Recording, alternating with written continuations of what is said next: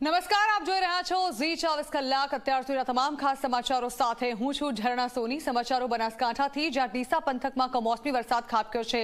સમગ્ર પંથકમાં પવન સાથે કમોસમી વરસાદ વરસ્યો। કમોસમી વરસાદથી ખેડૂતોની ચિંતા વધી।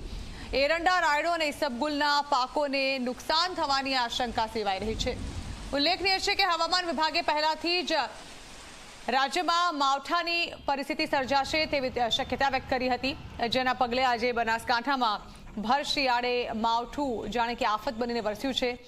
હાલ માવઠાને કારણે બનાસકાંઠાના ડીસા પંથકમાં ઘણા બધા પાકોને નુકસાન પહોંચ્યું છે। ત્યારે આ અંગે વધુ વાત કરવા સંવાદદાતા અલ્કેશ અમારી સાથે જોડાઈ ગયા છે।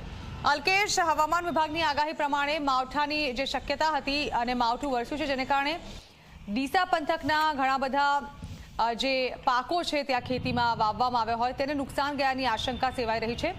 જાણવા માંગીશું શું છે ખેડૂતોની સ્થિતિ?